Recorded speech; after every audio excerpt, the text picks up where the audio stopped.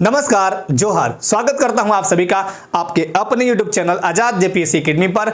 यहां आज एक मुद्दा है, ज्वलंत मुद्दा, या इसे मैं ये मुद्दा नाम ना देके ये कह दूं कि सरकार की एक बहुत बड़ी कमी या गलती, और साथ ही साथ आयोग का एक लापरवाह गलती बोलूं मैं, मतलब एक लापरवाही की दृष्टिकोण से ये देखा जा रहा है। क्या है ये पीटी रिजल्ट? आपने गलत तरीके से ये बताइए, आपने किसने बोला था कि आप सेंटर उन जगहों पे बनाइए?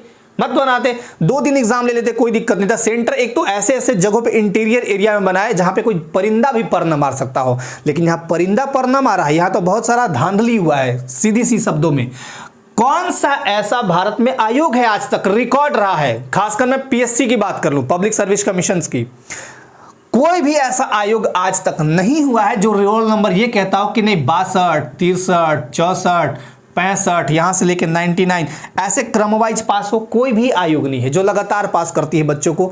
और यहां के जो अभ्यर्थी हैं बहुत सहनशील हैं, बहुत मेहनती हैं। क्योंकि मैं बता दूं, जो क्या आपने नाम दिया 7th to 10th, सरकार ने यह कहा कि मैं एक साथ 4 साल का जेपीएससी निकाल रहा हूं, केवल कोरम पूरा था ये। क्यों? क्योंकि 252 पद कुछ नहीं होते हैं। आप याद कीजिए जेपीएससी का वो एग्जाम जो 2016 में भर्ती निकाली गई थी, भर्ती, और इसमें टोटल सीट थे 326। तो सोचिए कि एक साल आयोग ने दिया 326 पद, तो 4 साल का कम से कम 1000 प्लस होने चाहिए थे। यहां के अभ्यर्थियों ने उस चीज को भी दबाए रखा, बर्दाश्त कर लिया कि चलिए कम से कम इतनों के लिए तो करा दीजिए, जो बीच में गैपिंग है उसे तो परिपूर्ति करा दीजिए। लेकिन वो भी नहीं हुआ। और अभ्यर्थियों का विश्वास, खासकर उन बच्चों का विश्वास तब टूटता है जब आयोग सीधे खुल के ये कहती है, या यूं कहें कि मुख दर्शक बन के देखती है, कुछ नहीं बोलने का मतलब होता है कि आप कुछ मतलब स्पष्टीकरण नहीं देना चाह रहे हैं, है ना। और पीटी रिजल्ट को लेके आज पूरा यूट्यूब चैनल हो या फिर न्यूज चैनल हो क्यों दिखा रहे हैं? कारण एक ही है कि आप कहीं ना कहीं बिल्कुल बहुत बड़ी गलती कर बैठे हैं। और जब गलती कर बैठे हैं तो उसको संशोधन करिए। संशोधन करने का मतलब यह है कि आयोग को एकदम अभी के टाइम में सख्त निर्णय लेते हुए, सोचना नहीं है, सोचना और मंथन करने का टाइम चला गया।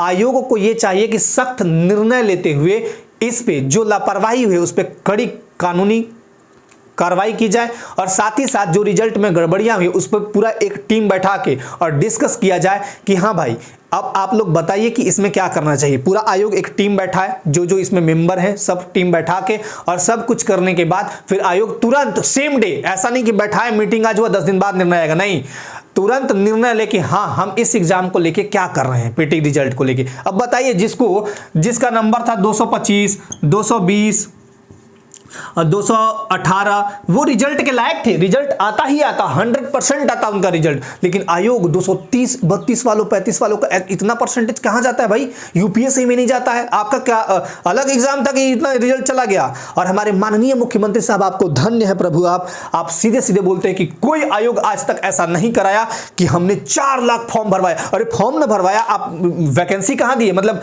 कहने का मतलब कि वैकेंसी उतना कहां है? 252 पद के लिए अगर 4 लाख फॉर्म भर रहा है तो ये सोचिए कि झारखंड में कितनी बेरोजगारी है। 4 लाख फॉर्म भरवा दिए तो लगता है कि बहुत बड़े गर्व की बात नहीं।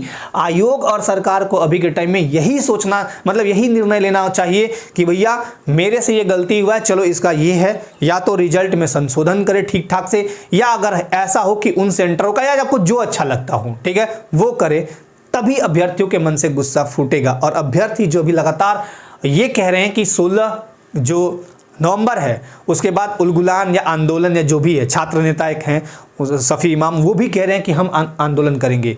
जरूरी है, क्योंकि बिना आंदोलन किए तो ये फिर ठीक ठाक नहीं हुआ। क्या गारंटी है कि 6ठी जेपीएससी का, देखिए आज कोर्ट केस चल रहा है, विवादों में है, अभी भी विवादों में है, भले ही लोग जॉब कर रहे हैं लेकिन अभी भी देखिए उस पर केस चल रहा है। तो क्या गारंटी है कि 7वीं से 10वीं जो जेपीएससी है वो विवादों में नहीं रहेगी? क्या गारंटी है कि मेंस के बाद आपका रिजल्ट ही आ जाएगा? तो मैं यहाँ उन तमाम अभ्यर्थियों को यही कहूंगा कि जिनका रिजल्ट हुआ है बहुत अच्छी बात है, जिनका रिजल्ट नहीं हुआ है और मेरिट वाले थे या नहीं थे, आप सभी सपोर्ट कीजिए, है ना। इस एग्जाम को आयोग को एकदम ये आश्वस्त कराइए, मतलब आयोग के पास ये प्रदर्शन कराइए कि हाँ एग्जाम में जो गड़बड़ियां हुई है उसका एकदम निर्णय लीजिए। कहीं ऐसा ना हो कि आयोग पे मतलब दबाव ना जाए और आयोग मुख दर्शक बन के देखती रहे। और वो हंटर कमेटी आया था ना, जालियांवाला बाग हत्याकांड के बाद हंटर कमेटी आई, रिपोर्ट में कुछ नहीं, नील जीरो करके चली गई, वैसा ना हो। तो ये झारखंड के अभ्यर्थियों के साथ बहुत अन्याय है, ये अन्याय होना नहीं चाहिए और अन्याय कहा भी गया है कि अन्याय को कभी सहना नहीं चाहिए। ठीक है, तो ये पहला तो आयोग क्या करे, कुछ नहीं कर रही है, एक लाइन में बता दे रहा हूं, कुछ नहीं कर रही है, क्योंकि आयोग को अगर करना होता, सख्त डिसीजन लेने होते तो वो मीटिंग करती, सब कुछ काम कराती, ये टोटल चीज करती, बस फॉर्मेलिटी के लिए जो चीजें थी वो करा दिया, बात खत्म। अभ्यर्थी का भरपूर विरोध होना लाजमी है, क्योंकि आपने बहुत गड़बड़ियां कर रखी है। अब बताइए, जिसका नंबर 226 हो, 227 हो, 225 हो, नहीं आया रिजल्ट, क्या करेगा लड़का है? सड़क पे नहीं जाएगा तो कहां जाएगा? मेंस एग्जाम डेट आपने जनवरी में एक पेपर के माध्यम से, जो नोटिस के माध्यम से, पेपर के माध्यम से दे दिया कि हाँ भाई जनवरी में एग्जाम हम संभावित है कि जनवरी मंथ में एग्जाम लेंगे। तो मेंस एग्जाम को लेके मैं पहले तो बता देता हूं कि यह संभावना काफ़ी कम है। मेंस एग्जाम डेट जनवरी में दिया है, हाँ ठीक है, तैयारी सब कोई करिए, जो जिनका निकला है तैयारी करिए, लेकिन जनवरी में संभावना इसका कम है। कारण है सबसे पहले तो विरोध होगा भी भरपूर इसका। क्या रद्द या सही तरीके से जांच होगी? देखिए रद्द का तो मुझे नहीं पता, लेकिन सही तरीके से जांच होना चाहिए इसमें, क्योंकि सही तरीके से जांच नहीं होगा तो फिर मेंस में भी वही हाल होगा। और फिर अगर आपको लगता है, देखिए सबसे पहले यूं समझिए, अन्याय जो होता है, अगर किसी एक के ऊपर गाज गिरा है तो कल आपके ऊपर भी आ सकता है, परसों उसके ऊपर भी आता है, और ये लाजमी है। अगर मैं ये बोलूं कि जब हमारे राज्य में उग्रवाद था, जब हमारे राज्य में उग्रवाद चरम सीमा पर था, आज के 20 साल पहले की बात बता रहा हूं, तब क्या एक व्यक्ति के घर में गोली चली तो क्या दूसरे घर में नहीं चलती थी? चलती थी। कब किसकी बारी आ जाए कोई नहीं जानता था। तो मेरे कहने का मतलब कि जेपीएससी पीटी रिजल्ट को लेके एकदम कठोर निर्णय आने चाहिए और अभ्यर्थियों के हित में आने चाहिए। क्या अभ्यर्थी को यही है कि मतलब कोर्ट केस करे, सीबीआई जांच कराए, ये मांग करे, रोड पे उतरे? आयोग को मतलब इतना पता नहीं चल रहा है, आयोग को इतना समझ में नहीं आ रहा है कि ये सब चीजें गलत है? आयोग में जो बैठे लोग हैं मूक दर्शक क्यों बने हुए हैं? आप लोग अपनी जिम्मेवारियों से विमुख क्यों रहे? जिम्मेवारियों को भूल चुके हैं आप। आपने भारत माता की, आपने झारखंड राज्य की कसम खाई है, जनता की कसम खाई है। आप एक पब्लिक सर्वेंट हैं, ना कि पब्लिक के ऊपर बैठ के रहने वाले हैं। भारत जो कि एक विशाल लोकतांत्रिक राष्ट्र है, जिसको बनाने वाले हम हैं, क्योंकि हमारा जो प्रस्तावना है हम से शुरू होता है। हम भारत के लोग, भारत को संपूर्ण प्रभुत्व संपन्न, आज जो संविधान में जो ऊपर के लोग बैठे हुए हैं, संविधान के तहत जो ऊपर के पदाधिकारी हैं, जो उस संविधान का एक सम्मान करते हुए और पूरे भारत को का संचालन कर रहे हैं। जैसे मैं बात करूं राष्ट्रपति, प्रधानमंत्री, या स्टेट में मैं बात करूं राज्यपाल या फिर मुख्यमंत्री, ये सब तो आप सबों की एक जिम्मेवारी है राज्य के नागरिकों के प्रति और अपने समाज, अपने राष्ट्र, अपने राज्य के प्रति एक बहुत बड़ी जिम्मेवारी है। आप उन सब जिम्मेवारियों से अगर विमुख होंगे तो याद कर लीजिए कि पिछली सरकार जो कि बहुत सारी गलतियां कर बैठी थी और लोग उस गलती को अपने मन में घर कर बैठे थे, और वो सरकार आज देख लीजिए कहां है। तो मेरा यही कहना है कि आप जेपीएससी को लेकर बिल्कुल सचेत होइए। आयोग बिल्कुल, मैं आपसे निवेदन करूंगा, मैं यहां पे कोई मतलब बेकार का बात नहीं बोल रहा हूं, बिल्कुल ठीक ठाक तरीके से निवेदन कर रहा हूं कि आयोग से मैं यही निवेदन करता हूं कि आप इसका जांच बहुत अच्छे से करें। अभ्यर्थियों के मन में इतनी गुस्सा है, आखिर क्यों? मेरा एक ही सवाल है कि आखिर अभ्यर्थी ये काम क्यों कर रहे हैं? आपने करवाने का ठेका ले रखा है कि अभ्यर्थी रोड पे जाएं, कोर्ट केस करें, विरोध करें। अगर यही होता रहे तो भारत का कल्याण तो हो गया और झारखंड का कल्याण तो बहुत हद तक हो रहा है। उस दृष्टिकोण से देखें, अगर पिछड़ेपन के दृष्टिकोण से देखें, यही सब कारण है कि झारखंड का नाम आज पिछड़ेपन के रूप में आता है। क्यों?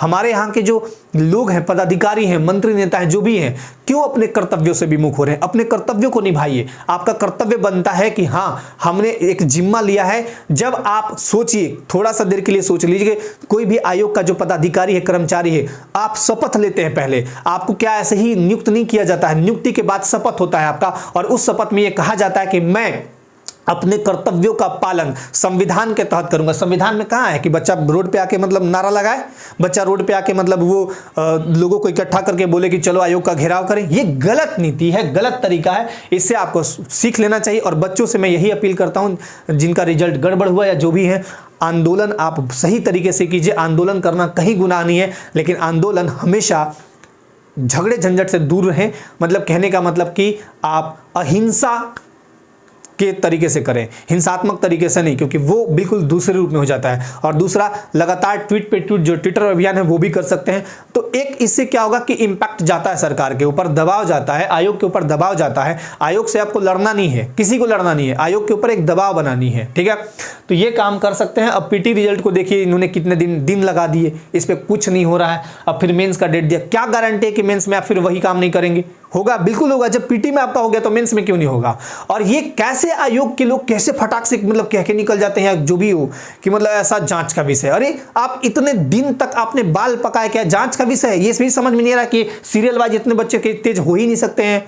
और उन सेंटरों को आप सबको पता है, ये सबको पता है, उन सेंटरों पे जगह अपने सेंटर बना दिए जहां पे कोई परिंदा भी पर ना मारता, कोई जाता आता नहीं है। क्या जरूरत है वैसा सेंटर बनाने की? ये मतलब चपरासी का बहाल ही हो रहा है कि जहां हम वहां सेंटर बना दिए। अब आप राज्य के प्रशासन को सौंपने जा रहे हैं एक जिम्मेवार पर्सनालिटी के हाथ में, तो उसका एग्जाम लेने के लिए मतलब भरपूर आपका तैयारी होना चाहिए। तो मैं ब्लेम नहीं कर रहा हूं, बस यही अपील कर रहा हूं कि हाँ, आयोग जो है या सरकार जो है इसको ध्यान में रखे। अभ्यर्थियों का जो प्रदर्शन है वो बिल्कुल जायज है और उसको ध्यान में रखते हुए इस पर कठोर निर्णय ले, ठीक है। और अगर इसके बावजूद भी किसी को भी मेरी बातों से थोड़ा बुरा या हताहत हुए हों या प्रभावित हुए हों जाति धर्म लिंग भेद किसी भी तरह से, तो मैं क्षमा चाहता हूं, ठीक है। लेकिन मैं आप सभी अभ्यर्थी से और जितने भी लगे हुए हैं तैयारी में, 7वीं जेपीएससी में जो लगे हुए हैं या फिर आने वाली जेपीएससी में जो लगे हुए हैं, उनसे यही अपील करूंगा कि ये बातें दबाव थोड़ा बनानी चाहिए आयोग के ऊपर आपको, ताकि पीटी रिजल्ट में बिल्कुल सुधार हो जाए, ठीक है। तो चलिए आज के लिए आप सभी को बहुत बहुत धन्यवाद। जय हिंद।